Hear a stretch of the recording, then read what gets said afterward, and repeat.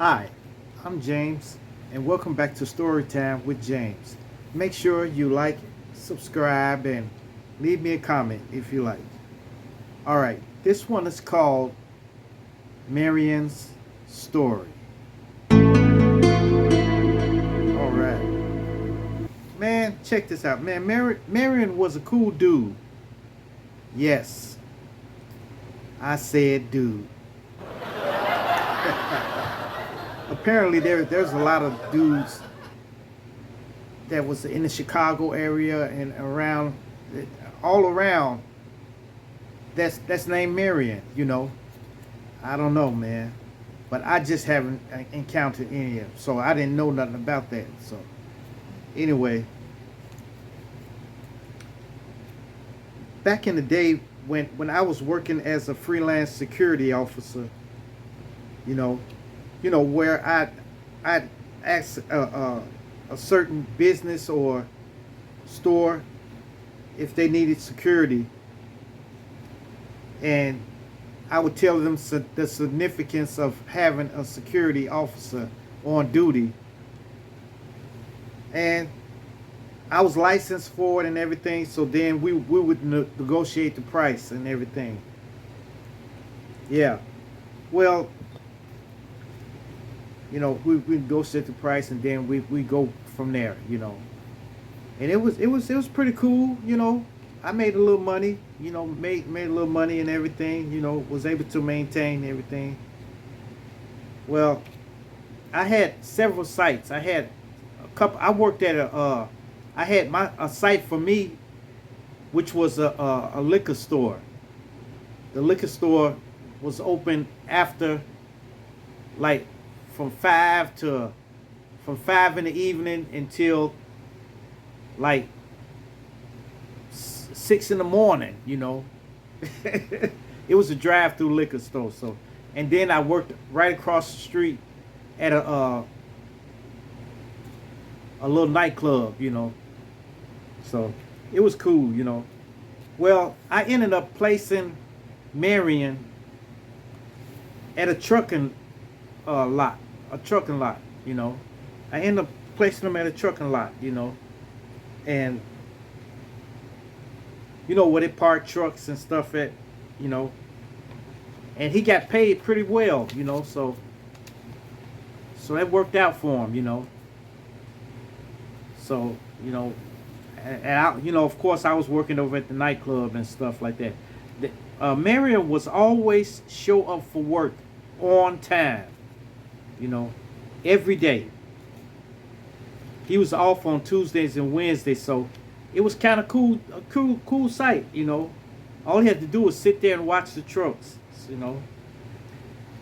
So one day Maryion was late, so I went over there to his site to cover it. It was just for 2 hours. Then Maryion came walking up, and I asked him what had happened to his car. What happened to his car. And he told me that he had to leave his car at home. Because police were all on his block and everything. They had his block covered. And he was afraid that they may give him a ticket or something, pull him over or something. Man, I said, man, I don't know, man, because at the time when I did see his car, his plates were up to date, his stickers and everything was up to date. Nothing was wrong with it, but well, to each his own. Long as he get to work.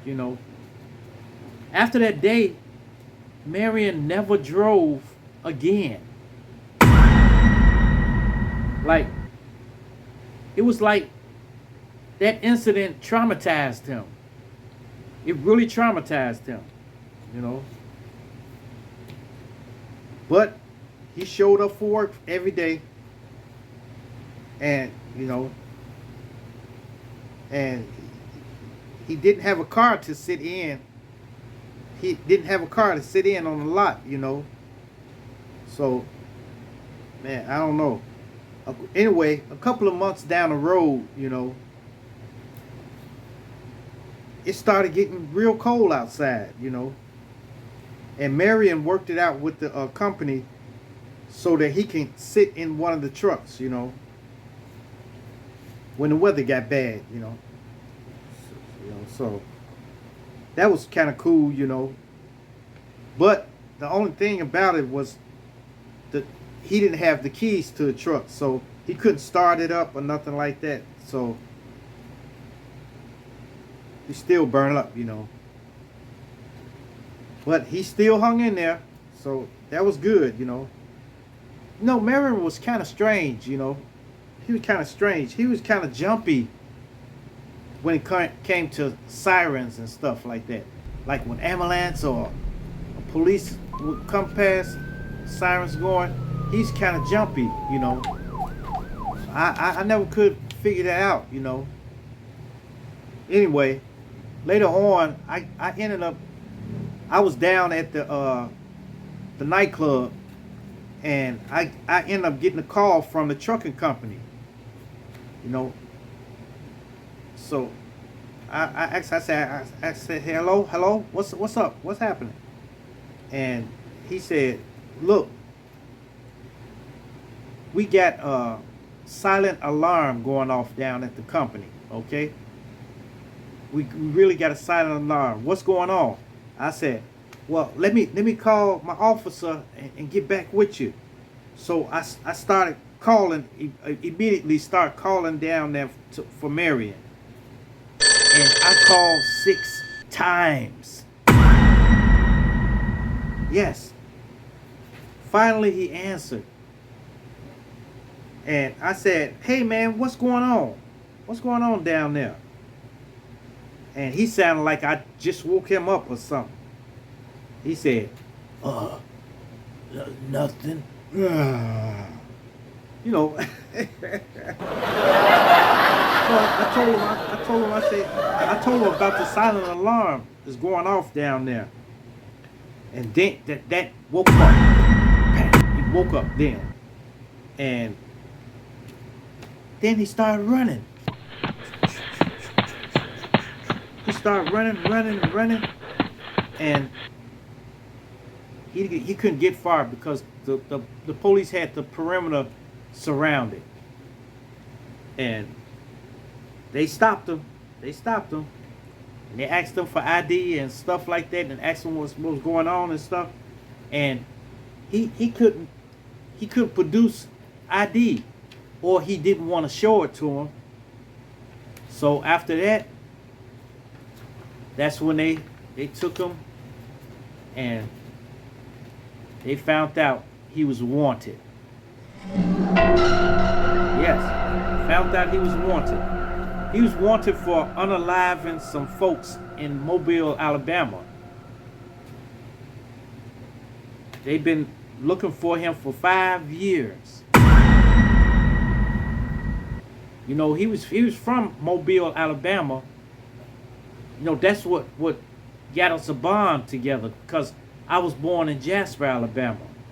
So we would talk and everything, but they were looking for him for 5 years.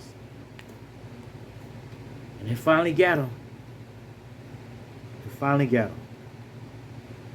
Man, that taught me a valuable lesson, you know, because I never done that anymore, you know, because that was the end of my career after that, you know.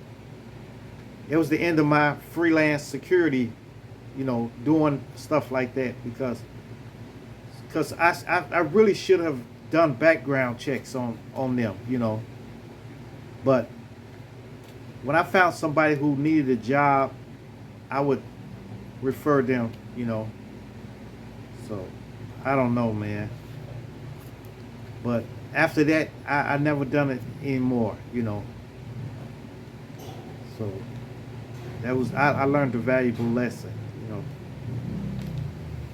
know. Man. It's a terrible thing. I hope he made it. I hope he survived and everything, and got out of jail and was able to live him a healthy and happy life, you know. I really wish that for him, because he was a cool dude, you know. Even though he had a funny name. Yep. Yep. Well, you guys, that's it for me. Make sure you like, subscribe, and leave me a comment if you like. And hit that bell notification. Hit that bell notification so that you know every time I drop another video. And share, share, share. Share my videos with your family. Share my videos with your friends. Share my videos with your loved ones. And even share it with your enemies. Okay. Peace. Adios. Salamat. Grace is off today. So I had to do it solo. All right, you guys.